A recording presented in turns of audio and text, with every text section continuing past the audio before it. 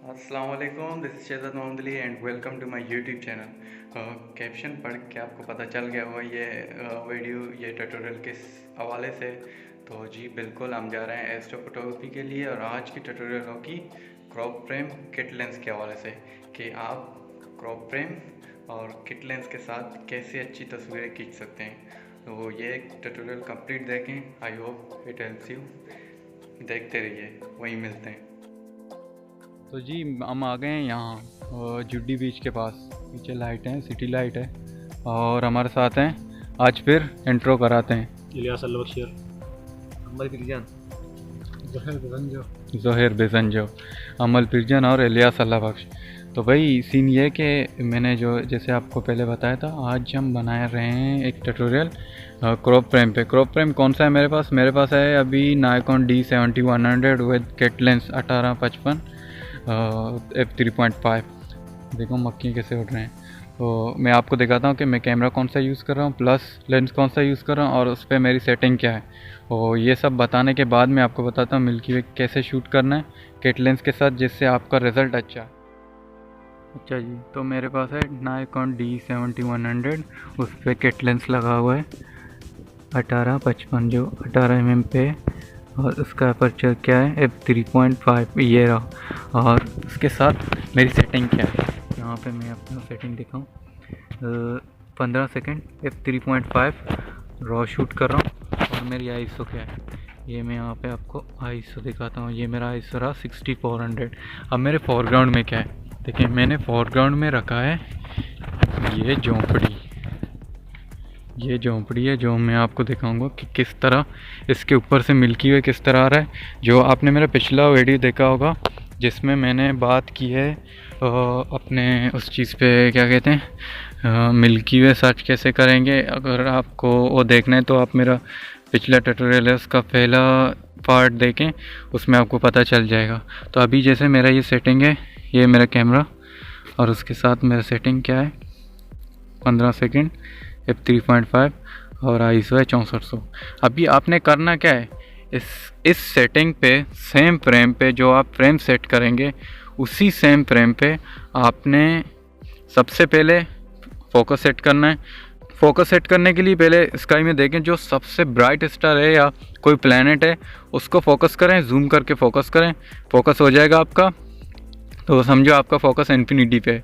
Manual focus एक बार करने के बाद उसको हिलाने की ज़रूरत नहीं है, आपका फोकस इन्फिनिटी पे आ जाता है।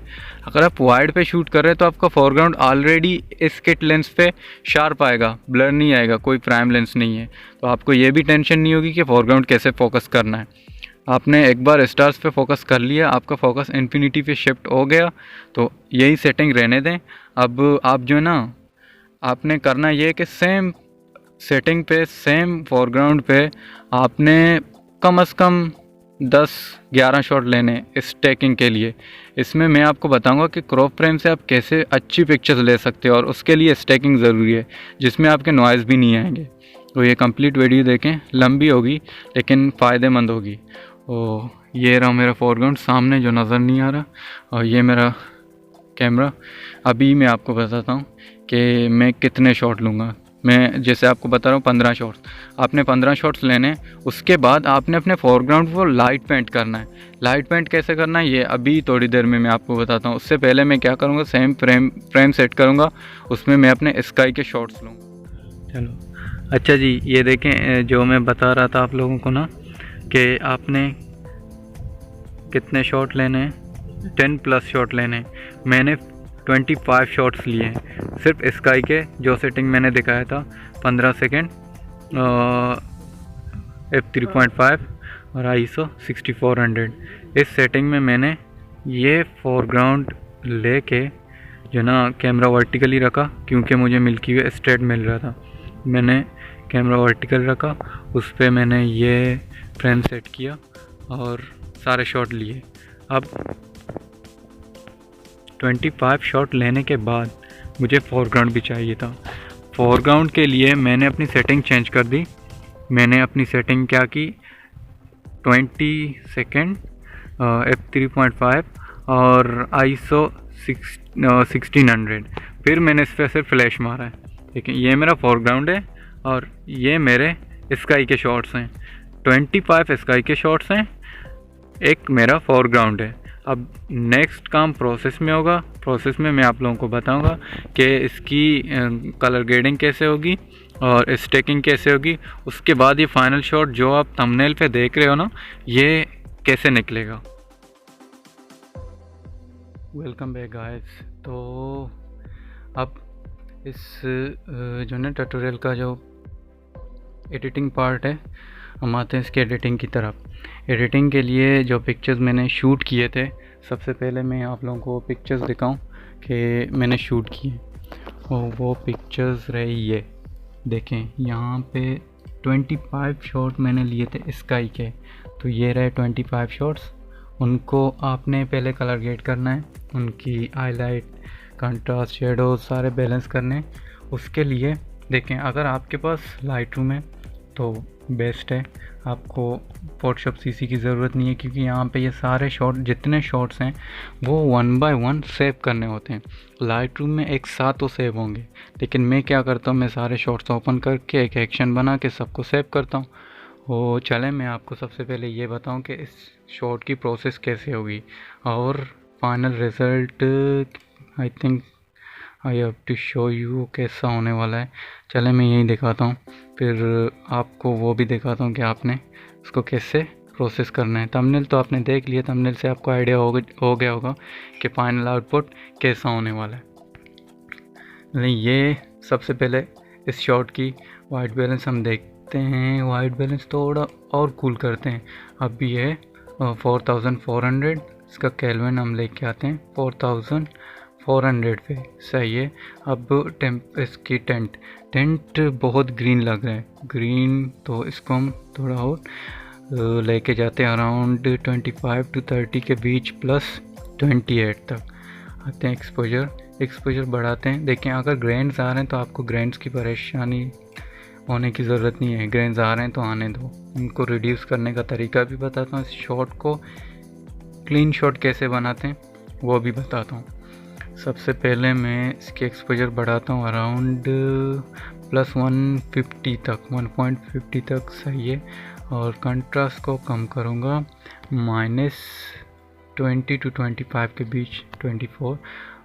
इसके हाईलाइट बढ़ाऊँगा, हाईलाइट अराउंड प्लस 75 to 80 के बीच, 77 रख दिया। और शेडोज़ को रहने दो। वाइट पे आते हैं, वाइट लेके जाऊंगा प्लस 35 to 40 के बीच, मैंने रख दिए 38, सही है। लेकिन ग्रेन्स आ रहे हैं, ग्रेन्स की परवाह आपने नहीं करनी, आपने शॉट ऐसे ही प्रोसेस करना है। ब्लैक्स तो ऐड करूँगा इसमें मैं, ब्लैक्स -32 40 के बीच, अराउंड 34 35 जो आपको सही लगे। अब मैं इस पर ऐड करूँगा डीएस में इसको दूंगा 100%। देखें, डीएस इसको 100% दूंगा तो जो एजीनेस है वो ख़त्म हो जाए। अब इसके बाद मैं आता हूँ सैचुरेशन पे। मैं इस पर सैचुरेशन भी ऐड करूँगा, यहीं पे अराउंड मैंने सैचुरेशन ऐड किए अराउंड 40% सैचुरेशन दी। अब उसके बाद हमारा नेक्स्ट क्या है, हम आएंगे HSL पे। यू में देखें ऑरेंज जो ना, ऑरेंज को प्लस लेके जाऊंगा अराउंड 48 तक, सही है। और फिर आता हूँ मैं येलो पे, येलो प्लस 50 प्लस करता हूँ, फिर 55 to 60 के बीच, 56 या 57 जो आपको सही लगे आपके शॉट के मुताबिक। मेरे शॉट के मुताबिक कलर ऐसे ही आहिस्ता आहिस्ता निकल के आ रहे हैं। अब मैं आपको बता रहा हूँ जिस तरह से मैं उनको बैलेंस कर रहा हूँ। ये देखें, ये आहिस्ता आहिस्ता इसकी ग्रेडिंग करते हुए आपको बड़ी चेंजेस नज़र आएंगे। अब आते हैं ग्रीन की तरफ। इसमें ग्रीन बहुत है, ये देखें मिल्की वे के अंदर ग्रीन है, तो मिल्की वे के अंदर ग्रीन को काटेंगे हम, ग्रीन्स की जगह ऐड करेंगे येलोज, जो ऑरेंज आ जाएगा। तो -50 आई थिंक सही है, यस -50 इज़ इनफ। और फिर आते हैं एक्वास पे। एक्वा, अब जो देखें यहाँ पे ग्रीन बहुत है, तो इसको मैं एक्वा की तरफ ले जाऊँगा, फिर वो क्या होगा, ब्लू हो जाएगा। तो एक्वा की तरफ मैं ले जा रहा हूँ, +20 आई थिंक इनफ, यस +20 सही है। अब ब्लूज़ पे आते हैं। ब्लूज़ में एक्वा बहुत है, देखें एक्वा को मैंने ब्लू करना है तो मैं लेके जाऊँगा +20 to 30 के बीच, 25 रख लिया। अब देखें यहाँ पे पर्पल बहुत है, ये पर्पल हर तरफ पर्पल है, तो पर्पल को काटने के लिए मैं पर्पल सेलेक्ट करके इसको माइनस ब्लू की तरफ ले आऊँगा। अब देखें पर्पल सारे ख़त्म हो रहे हैं। माइनस मैंने किए हैं अराउंड 50 + 60 कर लिया, 59 सही है, ये इनफ है, 55 कर लिया, 56 ओके। अब आते हैं सैचुरेशन पे। अब सैचुरेशन मैंने ऑरेंज की सैचुरेशन दी +30 या 40, 30 सही है। क्या हल्का फुल्का यहाँ मिल्की वे के अंदर सैचुरेशन चाहिए, और येलो की भी सैचुरेशन बढ़ानी पड़ेगी क्योंकि येलो भी अंदर मिल्की वे के येलो भी आ रहा है, तो येलो की भी 30 + 33 ओके फाइन। अब आते हैं पर्पल। देखें पर्पल इस शॉट में बहुत है, देख रहे हैं आप, देखिए मैं माइनस पे लाता हूँ पूरा पर्पल गायब हो जाता है, तो पर्पल को -50 + 56 या 55 रख दिया मेरे इस शॉट के मुताबिक। जो आपका शॉट है उसको आपने अपने मुताबिक बैलेंस करना है इसके कलर को। अब आते हैं मेजेंडा पे। देखें इस शॉट में मेजेंडा भी बहुत है, देख रहे हैं आप, मैं प्लस पे लेके गए, फोरग्राउंड पे पूरा मेजेंडा आ गया। Magenta -40 + 47 50 okay. अब आते हैं हम ल्यूमिनेंस पे, HSL के अंदर ल्यूमिनेंस में येलो की ल्यूमिनेंस बढ़ा दी, ये देखें मिल्की वे के अंदर के लाइट्स निकल के आ रहे हैं, तो मैं लेके गया 60 + 63 65, मुझे 63 तक सही लग रहा है। अब आते हैं ग्रीन्स। देखें ग्रीन्स हैं इस शॉट में, जिसको हमने येलो किया था पीछे यू में, तो ग्रीन्स को भी प्लस लेके गए, अराउंड 70 प्लस ले जाते हैं, 75 सही है। अब हम जाते हैं एक्वा पे।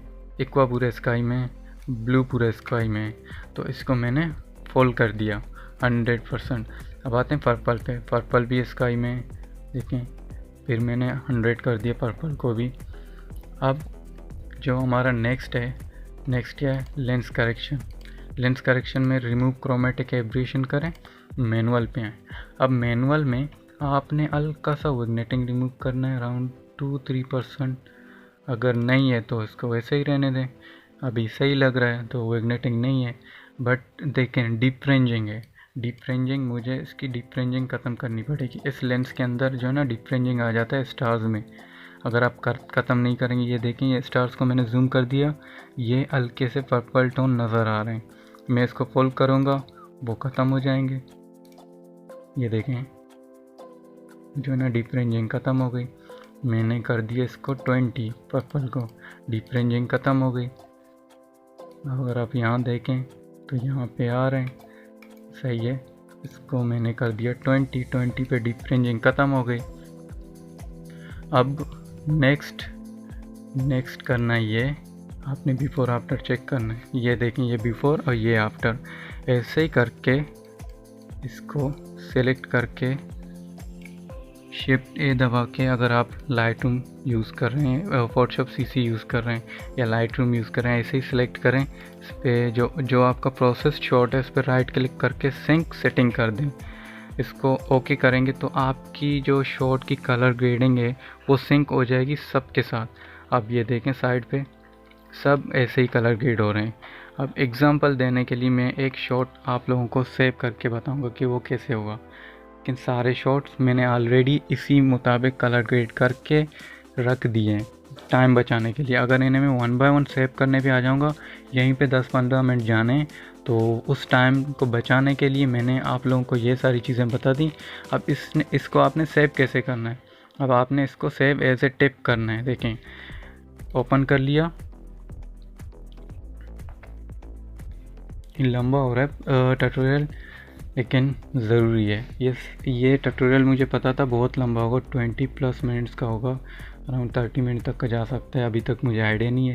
ये देखें एक शॉट को रेंडर होने में, रीडिंग होने में, ये देखें रीड कर रहा है, उसको ओपन कर रहा है, प्रोसेस कर रहा है, उसको ओपन करने में इतना टाइम ले रहे हैं। अब मैंने 25 शॉट्स लिए, तो उसको लोड करने में 25 टाइम्स डबल होना है। इस वजह से मैंने क्या किया, मैंने पहले सारे शॉट प्रोसेस करके सेव कर लिए। उस टाइम को बचाने के लिए बस एक शॉट सेव करके आपको बताऊंगा। ये देखें, ग्रेनी शॉट है, पूरा ग्रेन से भरा हुआ। आपने परवाह करनी नहीं है ग्रेन की। यहाँ फाइल में जाएं, सेव एज, और सेव एज में जो देखें मैंने फ़ोल्डर पहले से बनाया हुआ है टिप का, इसको एज ए टिप सेव करना है। ये ज़रूरी पॉइंट है, एज ए टिप। जेएफएक्स सेव नहीं करना है, आपने रॉ शूट किया, उसको एज ए टिप सेव करना है। सेव करो, ओके करो। अब फिर आपके पास आ जाएंगे 25 टिप्स। ये देखें, ये सारे टिप हैं, सही है। मैंने सारे टिप सेव किए। अब फिर मैं आता हूँ सिक्वेटर में। सिक्वेटर एक फ्री सॉफ्टवेयर है, आपको इजीली गूगल पे मिल जाएगी। सिक्वेटर पे आपने अपने 25 शॉट सिक्वेटर पे लाने हैं, नॉइज़ रिड्यूस करने के लिए और मज़ीद डिटेल लाने के लिए। देखें सिक्वेटर कैसे यूज़ करते हैं। ये सिक्वेटर आपको इजीली गूगल पे मिल जाएगा, इंस्टॉल कर लें। बेस इमेज पे जाएं सबसे पहले। अब सिक्वेटर का ये है कि बेस इमेज आपने 25 शॉट्स लिए, तो आपने उनका सेंटर फाइल सेलेक्ट करना होगा। ये 10 पहले रॉ में, 13वां शॉट मैंने लिया, इसको ओपन किया।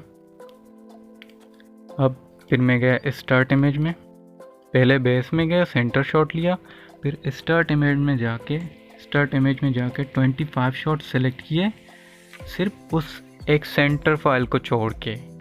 स्टार्ट इमेज में आपने बेस फाइल सेलेक्ट नहीं करनी है, बेस फाइल सेलेक्ट हो गई, आपने बाकी 24 शॉट्स हैं या आपके 20 शॉट्स हैं, 15 शॉट्स हैं, जितने भी हैं आपने स्टैकिंग के लिए लिए हैं, इसको ओपन करना है। देखें 24 फाइल्स हियर, स्टार्ट, और बेस में एक फ़ाइल है। अब आपने आना है आउटपुट पे, कुछ नहीं छेड़ना है, आउटपुट पे आके एक नाम दे के सेव करना है। फॉर एग्ज़ाम्पल मैंने नाम दिया ट्यूटोरियल, ओके। ट्यूटोरियल 1 ऑलरेडी मेरे पास सेव है, मैंने इसको नाम दे दिया ट्यूटोरियल 2, सेव कर लिया। अब आते हैं देखें composition align stars, composition align stars पे आते हैं। यहाँ पे फ्रीज फोरग्राउंड है, फ्रीज फोरग्राउंड पे क्लिक करने के बाद जो सिलेक्शन आप करेंगे तो आपकी फोरग्राउंड फ्रीज हो जाएगी। अब sky region, full area, sky region में आके ये देखें आपने क्लिक कर लिया, लेफ़्ट क्लिक कर लिया अपने इमेज पे, ये लाइंस आ गई। लाइंस आपने सिर्फ अपने स्काई को सिलेक्ट करना है। मैं एक रफ सिलेक्शन बना रहा हूँ, आपने अपने फोरग्राउंड को छोड़ के स्काई को सिलेक्ट करना है और फिर आना है हाई डायनामिक रेंज ऑन करना है और स्टार्ट करना है। That's it. यहाँ पे ये कुछ टाइम लेगा, 5 मिनट 10 मिनट, जितना फास्ट आपका सिस्टम है उसी मुताबिक ये चलेगा। वो ये देखें यहाँ पे कैंसिल आ रहा है, जब ये डन होगा यहाँ पे क्लोज आएगा, तो यहाँ नीचे लिखा होगा कंप्लीट सक्सेसफुल। तो मैंने ये ऑलरेडी किया हुआ है, इस वजह से मेरे पास ये फ़ाइल ऑलरेडी पड़ा हुआ है। देखें मैंने ये फाइल लिया, फॉर एग्ज़ाम्पल आपने जो प्रोसेस किए वो ये है ट्यूटोरियल, ये लिया मैंने, ओपन कर लिया। ये टिप फाइल है, आपने सेव टिप किया था। ये देखें अब सारे नॉइज़ मेरे पास रिड्यूस हो गए, मेरे पास सारे नॉइज़ ख़त्म हो गए। जो आपने उस शॉट में जितने नॉइज़ देखे थे इसमें कोई नॉइज़ नहीं है। ये देखें स्टिक करने के बाद आपके पास ये रिज़ल्ट आएगा, नॉइज़ 0। आपने किट लेंस के साथ शूट किया, क्रॉप फ्रेम के साथ शूट किया है, नॉइज़ 0 है। अब ये जितने दाग धब्बे हैं उनको इग्नोर करें, इसका एक कॉपी लेयर बना दें। हमेशा फोटोशॉप पे काम करते हुए कॉपी लेयर बना दें। हम आते हैं, आप लोगों को याद होगा मैंने एक शॉट लिया था जिसमें मैंने लाइट पेंटिंग किया था। लाइट पेंटिंग के लिए मैंने आप लोगों को बताया था, उस पर मैंने लाइट जो ना यूज़ किया था, उसकी सेटिंग भी मैंने आप लोगों को बता दी। वो शॉट है ये, जो कि मेरा फोरग्राउंड शॉट है। मैंने इसमें कुछ नहीं करना है, मेरे लिहाज से सही है, तो मैंने जस्ट ओपन कर लिया इसको। अब देखें इसको मैंने ओपन कर लिया, ये प्रिपेयरिंग स्मार्ट ऑब्जेक्ट, ये उस पर आ जाएगा मेरे फ्रेम पे, क्योंकि सेम फ्रेम मैंने बैकग्राउंड भी शूट किया, मैंने फोरग्राउंड भी शूट किया। मैंने फोरग्राउंड पे इसको रख दिया। ब्लेंडिंग मोड मैंने चेंज कर दिया, लाइटन कर दिया। अब देखें मैंने इस जो बैकग्राउंड है मेरा, मुझे बैकग्राउंड में थोड़ी सी परेशानी ये हो रही है कि ये साइड में जो ना ज़्यादा ब्राइट आ रहा है और नीचे भी आ रहा है, तो मैंने फोरग्राउंड को थोड़ा स्क्रॉल करके बड़ा कर दिया। अब मैं आता हूँ अपने बैकग्राउंड को, माज़रत मैंने फोरग्राउंड बोल दिया, ये मेरा बैकग्राउंड था, स्काई को। अब मैं आता हूँ फोरग्राउंड पे वो मैं और बड़ा कर देता हूँ अराउंड इतना, ये देखें ये आ गया मेरा फोरग्राउंड। सही है। जस्ट ब्लेंडिंग मूड चेंज करके, मैंने ब्लेंडिंग मूड चेंज करके लाइटन कर दिया, मेरा शॉट रेडी है। मैंने कुछ नहीं किया, कंट्रोल शिफ्ट ऑल्ट ई, ये एक शॉट की है, कंट्रोल शिफ्ट ऑल्ट ई प्रेस करके मैंने इन सब ये जो 2 लेयर्स हैं दोनों का एक ब्लेंड करके एक लेयर बना दिया। फिर मैंने इसको खोला कैमरा रो में, कंट्रोल शिफ्ट ए करके, कंट्रोल शिफ्ट ए इसका शॉर्ट की है मैंने कैमरा रो में खोला। कैमरा रो में मुझे मज़ीद जितनी एडजस्टमेंट करनी है मैं कर सकता हूँ, ये देखें जितनी एडजस्टमेंट मैं मज़ीद करना चाहूँ मैं कैमरा रो में कर सकता हूँ, जिस तरह की एडजस्टमेंट चाहिए। देखें मिल्की वे में मज़ीद आपने डिटेल लानी है, मिल्की वे की कलर्स लाने हैं। देखें इसकी सिलेक्शन कर ली मैंने मिल्की वे की, सही है। अब देखें मिल्की वे में हल्का सा वार्मपन लाना है, वार्म लाने के लिए मैंने टेम्परेचर को वार्म कर दिया और वहाँ से वार्म आ गई। टेंट को भी थोड़ा प्लस में लेके गया, वहाँ पे अच्छा हो गया। कलर चेंज कर लिया, कलर भी ऐड हो गया, सही है। मैंने यहाँ पे एक और सिलेक्शन बना दी, ये देखें सेम चीज़ अप्लाई कर लिया इस पर दोबारा, तो ये हो गया। मैंने रीसेट कर लिया, कंट्रास्ट दे दिया, मैंने वाइट बढ़ाए, बैलेंस करने के लिए थोड़ा शेडो दिया, एंड यहाँ से मैंने थोड़ा इसको वार्म कर लिया। ये देखें कितना इंटरेस्टिंग बन गया। जितना आप चाहो उसको आप अपने मतलब से जितना टाइम देना चाहो, मैं इसीलिए इसको मज़ीद टाइम नहीं दे रहा कि ट्यूटोरियल लंबा होता जा रहा है। तो जैसे कि मैंने कलरिंग के मुताबिक पहले से 2-3 ट्यूटोरियल्स बनाए हुए हैं जिसमें आप कलर बैलेंस करना सीख जाते हो, उसमें कलर बैलेंसिंग है। लेकिन इस ट्यूटोरियल में आपको फ़ायदा ये कि आपके पास अगर क्रॉप फ्रेम है तो आप उससे भी शूट कर सकते हो, अच्छे शॉट्स कैसे ला सकते हो। ये देखें ये था, ये हो गया, डिटेल्स भी आ गए, ग्रेन्स भी नहीं है, किट लेंस के साथ, क्रॉप फ्रेम के साथ। अब अगर आपसे कोई पूछे ना क्रॉप फ्रेम के साथ आप ऐसे शॉट कैसे ले सकते हो, तो आप ये बताएं कि आप ऐसे शूट कर सकते हो, सही है। ये अब इसका मैं आपको बिफोर आफ्टर दिखाता हूँ। कहाँ गया अपने, ये था इसका बिफोर। फॉर एग्ज़ाम्पल ये आपका फोरग्राउंड था, अपने फोरग्राउंड लिया। मेरा लैपटॉप बहुत स्लो चल रहा है, इस वजह से मेरे ट्यूटोरियल नहीं आ रहे, कभी कभी चलता है कभी नहीं चलता, मेरा अपना लैपटॉप भी नहीं है। ये एलियास का है, Elias thanks for sponsoring laptop. ये देखें इस शॉट में कितने ग्रेन्स हैं।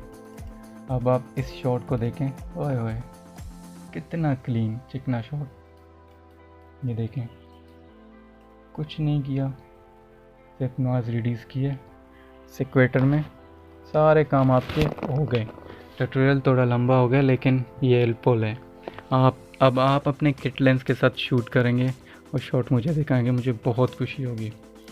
Thanks for watching, keep in touch. अगर आपने मेरा रिसेंट, ये देखें ये अभी भी चल रहा है, मैंने पूरा ट्यूटोरियल एंड किया, इसका प्रोसेस अभी भी चल रहा है।